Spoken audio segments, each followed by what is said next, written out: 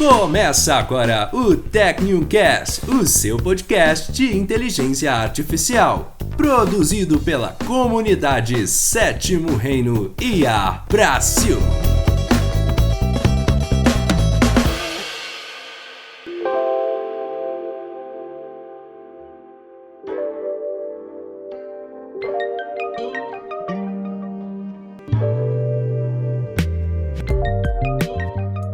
Então, este é o nosso quarto podcast com o tema da engenharia elétrica para inteligência artificial. E o nosso convidado de hoje é especialista em inteligência artificial e formado em engenharia elétrica pela UFMG, mestrando em ciências da computação na UFMG e estudante de MBA na USP, ambos em inteligência artificial. Ele também passou por um curso no MIT com a temática Artificial Intelligence Implications for Business Strategy Program, e é fundador da TecNew, AI for Everyone. Gibran Raul, seja muito bem-vindo ao nosso podcast de hoje. E aqui também nós temos Davi Quintão, Douglas Pontes, Henrique Perim e eu, o Arley Xavier, para compormos a nossa roda de conversa. Gibran, fique à vontade, tá? Se quiser dar um oi pro pessoal. Beleza, obrigado aí, Arley. Pessoal, boa tarde aí. Agradeço demais aí o convite. Como é de costume, todo mundo que está aqui na nossa roda pode fazer perguntas, né, para o Gibran e extrair dele essa experiência, esse conhecimento que ele adquiriu durante essa jornada, né? Legal, Gibran. Legal aí, você ter você aqui com a gente hoje. Ô, Gibran, como de costume, seria legal você falar para o pessoal um pouquinho da sua trajetória aí, profissional, né? Acompanhar um pouco dela, principalmente aí como foi para entrar para a universidade, escolher engenharia elétrica, né? Até chegar aí na inteligência artificial. Beleza. Bom, eu fiz engenharia elétrica. Na verdade, eu comecei engenharia civil no ano 2000, em Viçosa, mas eu sempre quis fazer engenharia elétrica, né? Então, eu comecei civil para pegar um pouco de matemática e física para fazer o vestibular no ano seguinte em engenharia elétrica. E aí eu fiz o vestibular para engenharia elétrica, entrei na UFMG. E desde então eu gostava muito da parte de eletrônica, né? Gosto ainda. E eu era doido para aprender como a TV funciona, como o rádio funciona. Eu ficava curioso como que as imagens chegavam nesses aparelhos. Aí ao longo do curso aí da engenharia eu me especializei aí na parte de eletrônica, microeletrônica. E também tive um pouco de contato com inteligência artificial também. Depois eu comecei a fazer um mestrado na área de robótica. Fui para o mercado, né? Trabalhei um pouco aí no mercado com algumas coisas interessantes, como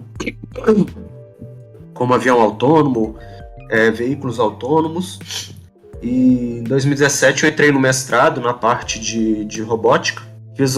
Não finalizei o mestrado, fiz 9 meses, mas tive uma experiência bem interessante lá com veículos autônomos também. Depois fui para o mercado trabalhar com engenharia mesmo, engenharia propriamente dita, né?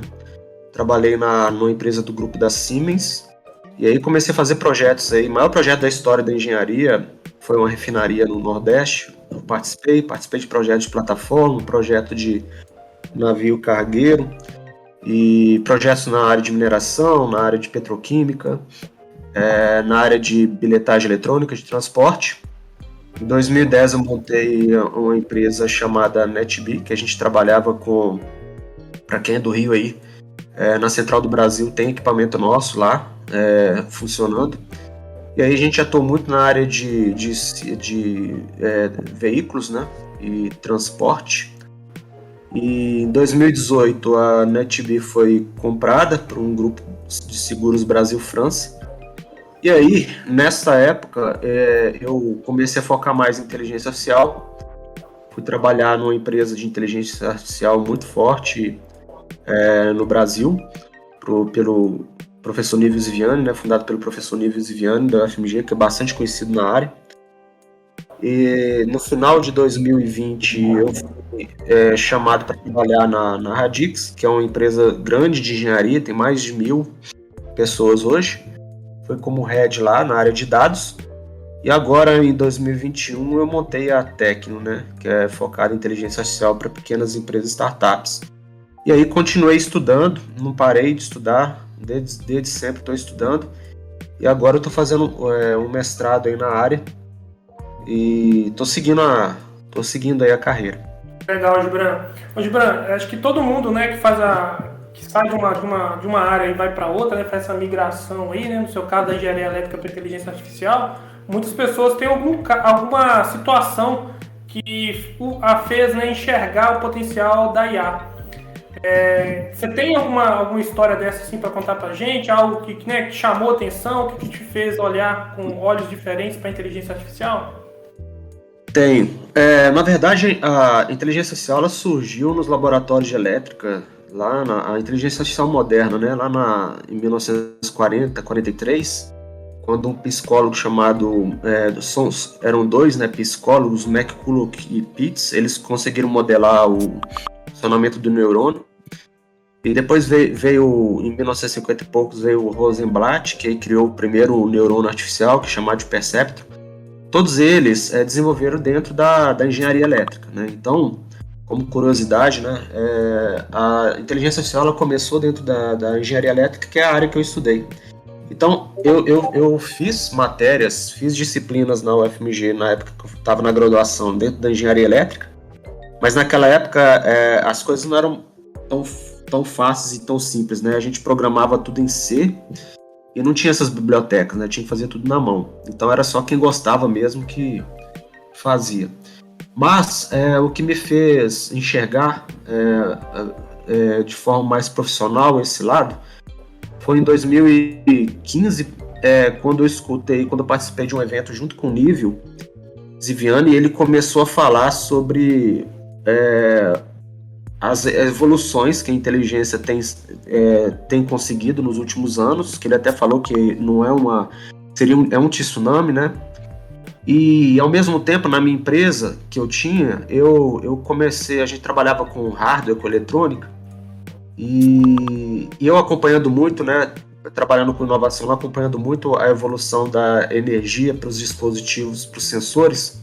Cada vez mais a energia estava mais barata, a energia portátil ela estava cada vez mais disponível, e os sensores iam a gente ia cada vez mais ter sensores ou equipamentos transmitindo dados sem a necessidade de ligar na tomada, né, a partir de sistema de energia portátil.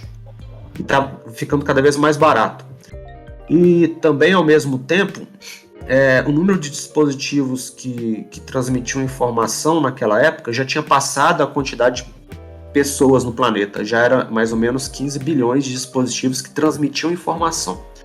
Era uma curva de crescimento muito alta. Então, naquela época, eu pensei, hoje algumas áreas trabalham com dados. No futuro, quase todas as áreas vão trabalhar com dados, porque a quantidade de dados que esses dispositivos e o planeta Terra está coletando é enorme. E aí eu enxerguei uma oportunidade que, se eu não estudasse, né, se eu estudasse sobre as ferramentas para lidar com dados, né, que machine learning inteligencial é uma delas, eu ia me diferenciar. Então foi a partir daí, desse momento, em 2015, 2016, que eu comecei a focar e aprofundar mais nessa área, e é o que tem acontecido, né? Hoje, a maioria das profissões já estão começando a utilizar dados a seu favor, e os dados estão cada vez mais baratos e mais disponíveis, né? Então a gente tem ferramenta para isso. Então foi a partir daí eu comecei a fazer uns cursos, uns treinamentos, e enfim, tô desde então focado nisso. Beleza? Vamos lá. Eu tenho uma pergunta para você, que é o seguinte, hoje a gente observa que muitas pessoas de diversas áreas, elas vêm buscando, né, o seu ingresso no campo da inteligência artificial. Agora eu faço uma pergunta para você como um engenheiro elétrico. Para você, quais são os maiores desafios, né, no campo da engenharia elétrica, no que tange a adoção de tecnologias disruptivas, né, sobretudo a inteligência artificial? Tá, beleza. Os maiores desafios do engenheiro eletricista é o próprio engenheiro. As ferramentas estão disponíveis, a evolução está disponível, o problema é que o profissional ele ainda está demorando muito para evoluir. Isso eu estou falando porque eu tenho acompanhado, né? Tenho acompanhado a engenharia, a evolução da engenharia, a evolução dos profissionais principalmente.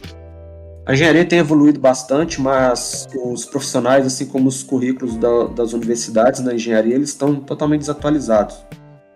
Então, o maior desafio nessa parte é o engenheiro entender que se ele começar a olhar para os dados e usar as técnicas que ele conhece enquanto especialista da área, ele realmente vai se tornar um profissional diferenciado.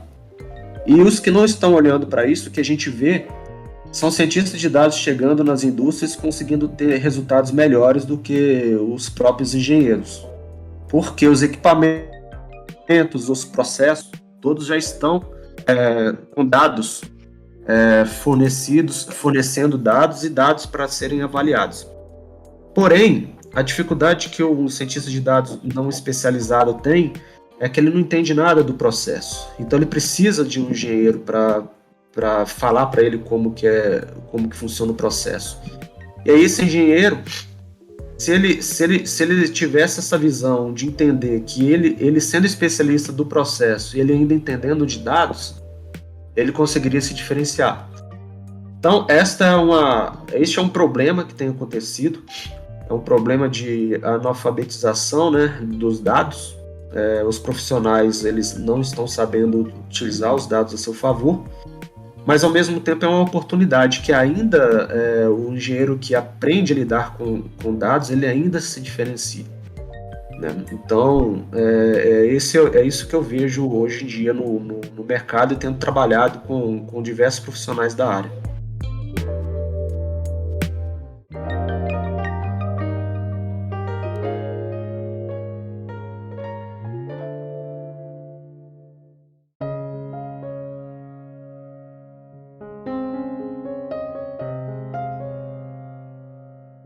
Ô, Gibran, eu tenho uma pergunta para você também.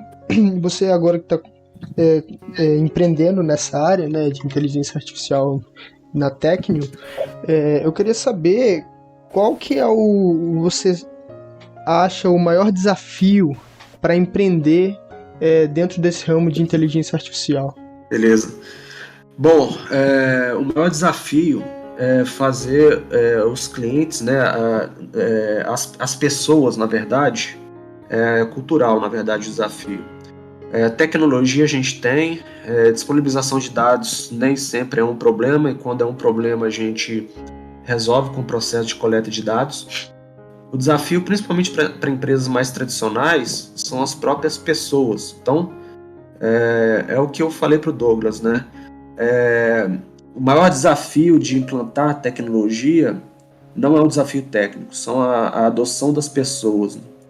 Muitas vezes a gente precisa de convencer ainda, por incrível que pareça, ainda é necessário convencer algumas pessoas do potencial da tecnologia. E a inteligência artificial ela tem uma questão também que ela é considerada uma tecnologia de propósito geral, assim como a eletricidade, a máquina a vapor. E o que é tecnologia de propósito geral, né? Está em toda parte, né? Hoje a gente usa eletricidade para tudo. A gente usa eletricidade para resolver um problema de psicologia, porque precisa de iluminar, precisa de um computador. A gente utiliza eletricidade na indústria, utiliza eletricidade para cozinhar. Então, ela é uma aplicação que todos acabam utilizando, assim como o computador. A inteligência artificial, ela também é uma tecnologia de propósito geral, porém, pouquíssimas empresas, poucos profissionais notam isso. E aí a maior dificuldade é conseguir convencer com que esses profissionais entendam que existe essa transformação, essa tecnologia disponível, e também que eles entendam o valor dos benefícios que os dados, as decisões orientadas a dados, podem oferecer de benefício de valor. As empresas mais recentes, que são as que a gente atua, as startups, empresas menores, empresas de tecnologia, elas já nascem, né, sabendo disso, então é menos problema. Quando a gente vai trabalhar com médias e grandes empresas, aí o buraco é mais embaixo, ainda é preciso explicar o óbvio para a liderança. Então, isso é um problema. Felizmente, também tem evoluído bastante, dos últimos 2 anos para cá tem evoluído bastante, principalmente com a troca de gerações aí nos cargos de liderança mais altos. E as gerações mais antigas também, a parte delas estão se qualificando, estão começando a perceber a evolução. Mas não foi um processo fácil e ainda não é um processo fácil. E isso não é só no Brasil, não, isso é no mundo inteiro. Empresas de inteligência artificial no mundo inteiro, elas têm dificuldade para levar isso para os clientes. Interessante, Gibran. Eu te conheço, assim, né? Eu sei que você tem um trabalho voltado para a área de pesquisa, principalmente no nicho de educação. A minha pergunta seria, qual é o papel da inteligência artificial dentro desse contexto de transição global que nós estamos vivendo na área de tecnologia, né? Qual que é o papel da inteligência artificial no desenvolvimento e aumento de performance na área da educação? Hoje, o que tem na educação, hoje eu estou falando mais de Brasil, porque alguns países têm evoluído mais, mas você pode pensar isso de forma geral também. Existe ainda o papel do professor, né? O papel do professor ainda é conteudista, né? O professor ainda acredita que o principal papel dele, isso estou falando na média, né? A gente sabe que tem professores que pensam além, né, do nosso tempo. Mas ele ainda acredita que é eficiente ele passar conteúdo. E não é mais eficiente o professor passar conteúdo, né? O conteúdo está disponível. O conteúdo está disponível, você busca na internet o que você quiser. O professor ele tem que ser mais um mentor, ele tem que ser mais um guia. O aluno ele pode correr atrás desse próprio conteúdo. E aí, quando a gente fala de aplicação de inteligência artificial na educação, um grande potencial que a inteligência artificial tem é na parte de recuperação de informação, na parte de curadoria, e que é isso que tem acontecido nos processos que envolvem a inteligência junto com a educação. Essa parte de curadoria, para auxiliar o professor enquanto ele é mentor, a curar o conteúdo para os alunos. E, além disso, as técnicas de aprendizado, que a neurociência e a psicologia cognitiva têm evoluído bastante aí nos últimos anos, então tem evoluído tanto quanto a inteligência artificial. Então todo dia a gente vê aí nos artigos aí novas descobertas sobre a área. Esses artigos estão ficando aí em prateleira, na biblioteca, mas ninguém está usando. Os professores eles não são treinados, né? As universidades não treinam os professores do futuro, né? Treina professores para o passado. E é isso, novamente, né? Isso abre uma oportunidade aí para os bons professores, para os professores que enxergam além, e também para quem trabalha com inteligência artificial e que pode utilizar essas técnicas aí de aprendizagem espaçada e outras técnicas aí de aprendizagem na modelagem para favorecer o potencial que cada aluno tem e evitar que a educação massificada continue, né? Porque hoje a educação massificada, você está numa sala com 30 pessoas, o bom aluno fica desmotivado porque ela é nivelada para baixo, e o aluno que tem muita dificuldade, ele corre o risco de desistir também, porque não tem atenção individual.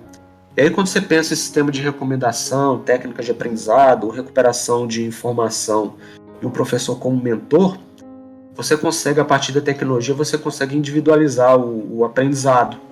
E aí cada um vai poder aprender no seu tempo, sem prejudicar quem tem mais facilidade para aprender, e ao mesmo tempo sem desanimar quem tem mais dificuldade.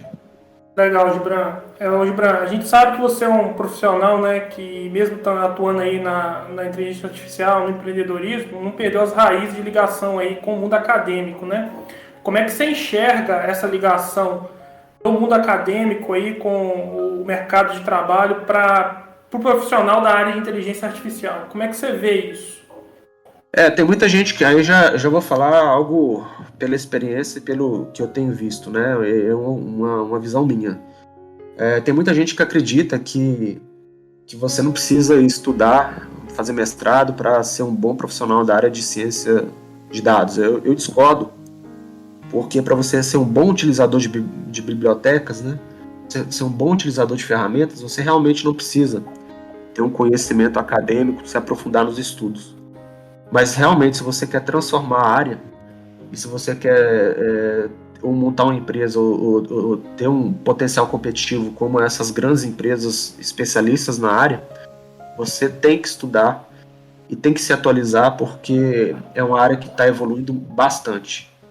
E ferramenta por ferramenta já tem profissionais da área de inteligência artificial que já são substituíveis, né? Então hoje, um menino de 8 anos, ele consegue criar um modelo de inteligência artificial graças à facilidade de ferramentas disponíveis. Não que o menino de 8 anos está mais inteligente do que o do passado. A diferença é que hoje a gente tem ferramentas disponíveis. Então não é diferencial nenhum você com 30, 40 anos de idade conseguir fazer um modelo para resolver um problema, né? Um modelo inteligencial. Diferencial é você fazer o modelo, aquele que tem melhor resultado. Isso é o diferencial. Você fazer modelagem e se igualar a todos, isso não tem diferencial nenhum. E dentro da academia você tem contatos, não necessariamente precisa ser formalizado, né? Dá para estudar sozinho, é muito mais difícil, mas dá. Mas dentro da academia você tem contato com os melhores, com as pessoas que têm contato com os que descobrem, com os que geram conhecimento. Se você souber aproveitar bem, isso é uma grande vantagem. Ao mesmo tempo, né, tem que tomar cuidado para não cair no buraco da academia e se esquecer do mundo real, né? O especialista extremo, ele foca muito na ponta do alfinete e esquece de olhar para os lados. Então essa é a visão que eu tenho sobre esse tema. Mas em suma, você quis dizer que um profissional ele precisa ter a profundidade de uma universidade, né? Ao mesmo tempo, a experiência do mercado faz com que ele seja um profissional completo. É isso? Exatamente. É um pé dentro e um pé fora, né? Para que ele possa aproveitar os dois lados. O lado da inovação não acontece dentro da universidade. O que acontece dentro da universidade é a ciência. É a ciência básica e a ciência aplicada. A inovação ela acontece fora da universidade. Muitas pessoas acham que a inovação acontece dentro da universidade, mas isso é um engano. Inovação é gerar valor. A universidade ela gera conhecimento. Se você sabe gerar valor, gerar inovação fora da universidade e aproveitar o conhecimento da universidade, está no melhor dos mundos, né? Está fazendo essa ponte. E é essa ponte que é importante e necessária e que é pouco explorada aqui no Brasil.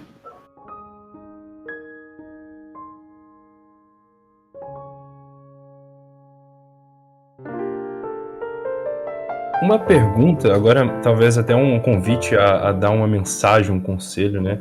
Tanto para as pessoas que estão fazendo a transição de carreira, ou até o que eu disse, né, no último podcast, que é uma espécie de hibridismo, é você pegar a inteligência artificial e potencializar aquilo que você já faz. Qual que é a sua mensagem para quem está iniciando no mundo da inteligência artificial ou está fazendo essa transição? O que você diz diante de toda a sua experiência e conhecimento na área, né? O que você diz? Qual que é a sua mensagem para essas pessoas? A primeira coisa é não ter medo, né? Eu acho que as pessoas têm muito medo. Elas preferem serem felizes nos próximos 30 anos do que ter a oportunidade de ter novas descobertas e decidir se é aquilo que ela quer nos próximos 1, 2 anos. Então, sabendo que a gente tem muito tempo de vida pela frente, né? Não estou conversando com ninguém aqui de 99 anos de idade. Então, a gente sabe que precisa ter um pouco de coragem, na verdade é não ter medo e arriscar um pouco mais. Hoje a gente é muito travado pelo que as empresas oferecem para a gente acha que as empresas, a gente vai ficar a vida inteira numa empresa, isso não existe mais. Então a gente pode criar a própria carreira. A dica que eu dou é essa, né? Um profissional do futuro não é um profissional que vai seguir o que a empresa pede para ele seguir. É um profissional que constrói a sua carreira. E essa carreira ela já é multidisciplinar. Ela já deixou de ser unidisciplinar e já é multidisciplinar há muitos anos. Então quem está estudando aí, quem está fazendo engenharia, como eu falei, o currículo está desatualizado, comece a estudar outras áreas do seu conhecimento, porque na vida real você vai precisar de estudar, você vai precisar de conhecer. Então crie o seu profissional, faça um planejamento da sua vida profissional para que você se construa como profissional, construa a sua própria estrada, e ao longo dessas estradas, as empresas que vão aparecer para te contratar, não vai ser você que vai escolher o caminho de certa empresa, são as empresas que vão te procurar. Então as coisas inverteram. Antigamente ficava um monte de pessoas fazendo fila para entrar numa empresa, hoje já é o contrário. Hoje o bom profissional, ele que é procurado. E aproveitar a oportunidade, que a gente ainda tem muita oportunidade aí sobrando nas empresas, e a gente ainda tem muitos profissionais pouco experientes. Então, a gente está com, se a gente for olhar, né, tem duas oportunidades aí, você ser um profissional mais experiente e aproveitar que a quantidade de profissionais disponíveis no mercado, nas mais diversas áreas, está baixa. Né? Bons profissionais ainda estão baixos e as empresas ainda não estão conseguindo achar esses profissionais, acaba sobrando profissionais medianos para ela contratar. Legal, Gibran. Gibran, uma coisa interessante, né? Você já falou aí de uma visão bem macro, né, da questão do conhecimento, da sua aplicação aí do conhecimento enquanto pesquisador, né, já que você está aí cursando mestrado. Acho que seria interessante você falar um pouquinho para a gente também sobre o seu trabalho em si, de forma um pouco mais específica. O que você está propondo no seu mestrado, lá no MBA na USP? O que você está querendo aí trazer de novo ou auxiliar, né, na implementação de inteligência artificial em outras áreas? Tá. Surgiu a ideia educação de precisão, tá? A gente pode fazer analogia com agricultura de precisão, com medicina de precisão. Então, a medicina de precisão, o que é? A medicina de precisão, o doente, você não vai receitar a mesma quantidade de remédio. Hoje, o médico receita a mesma quantidade de remédio para o doente, analisando apenas o peso e a idade. Isso aí falando de forma simplificada. Só que no futuro, a medicina de precisão, ela vai receitar a dose ideal para aquele paciente. Então, quando a gente fala de educação de precisão, é a mesma coisa. Qual que é a dose ideal de conteúdo ou de material, de conhecimento que você precisa absorver para que você maximize o seu aprendizado? Maximizar o seu aprendizado e maximizar a sua experiência, sua felicidade no aprendizado. Então, a minha pesquisa ela é nessa área, usando técnicas de aprendizado por reforço, que é muito usado em jogos também, essa técnica, para viciar, fazer com que o aluno fique viciado em aprendizado, literalmente, para o lado positivo, né? Então, de forma que ele esteja... E para que isso aconteça, eu tenho que manter ele no flow, que a gente fala que é o estágio de máxima concentração. Porque nesse estágio, é o estágio que a absorção de conhecimento é máxima. E como que a gente faz para que ele fique dentro do flow? O conteúdo ele não pode ser fácil o suficiente para ele desanimar e nem difícil o suficiente para ele desistir. Então, com técnicas, né, de dosagem de conteúdo, assim como na medicina, dosagem de remédio, e monitoramento do aprendizado e do índice de concentração desse aluno, a gente consegue maximizar o seu aprendizado. Isso começou de forma egoísta mesmo, eu queria fazer isso para mim, que eu comecei a fazer isso para mim, para eu aprender mais, né, sobre a área. E aí depois eu vi que isso poderia ser aplicado para outras pessoas e aí isso me motivou a trabalhar no mestrado com isso. Interessante, Gibran. Estamos chegando ao final do nosso podcast. Eu gostaria que você desse um recado para as pessoas em geral, né? Agora de uma maneira bem macro também. Em geral, o recado que você deixa para quem está ouvindo o podcast. Bom, pessoal, o recado que eu dou vou até falar o que eu falei, né? A gente precisa de profissionais que tenham uma mente mais criativa, tá? E para que você tenha a mente mais criativa, você tem que ser um pouco mais corajoso do que te ensinam na universidade, te ensinam dentro de casa. Então, por exemplo, hoje um aluno está fazendo um mestrado ou está numa graduação, ele quer perguntar alguma coisa para o professor, ele fica intimidado, porque muitas vezes o professor o intimida ou então a própria turma. Isso decepa, né, o potencial criativo daquele aluno. E, ao mesmo tempo, o aluno que quer pensar num trabalho para fazer dentro da universidade, da escola, da graduação também, dependendo daquele trabalho, se ele é um trabalho muito inovador, o professor fala que é difícil, não vai dar tempo dele fazer. Então, eu queria que vocês, o meu recado, que as pessoas tivessem uma maior independência na tomada de decisão e realmente criasse um caminho, uma trajetória para ele, porque as profissões do futuro elas vão ser muito diferentes. Há 5 anos atrás, na minha empresa, um pouco mais, uns 10 anos atrás, na empresa que eu tinha, não existia essa profissão de gestor de mídias sociais, essas coisas não existiam. E hoje já existe, né? E em breve outras profissões também existirão, por exemplo, neuropsicologia e outras profissões muito específicas existirão e que cada vez mais exigirão conhecimento multidisciplinar. Então, aproveitem a área de formação que vocês têm, aproveitem o conhecimento que elas têm, mas ao mesmo tempo estudem para onde que as coisas estão andando e quais as novas ferramentas que vocês podem usar, porque senão o que vai acontecer é que esses novos profissionais eles vão começar a ocupar a área que vocês estão atuando.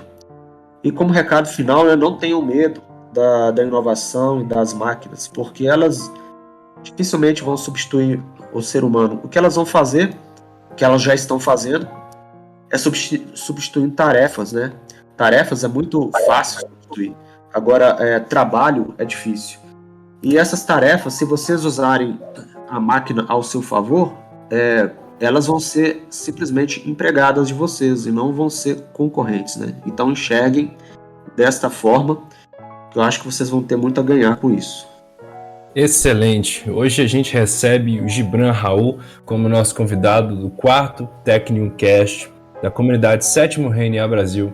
E eu agradeço a presença de todos, Davi, Douglas, Henrique, e a você, Gibran, por estar aqui conosco e dividir a sua experiência e conhecimento. É isso, pessoal. Chegamos ao fim. Muito obrigado a todos e até o próximo evento.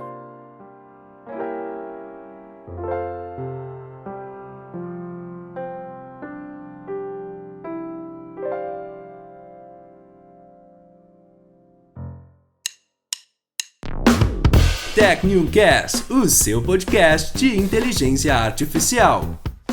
Produzido pela comunidade Sétimo Reino IA Brasil.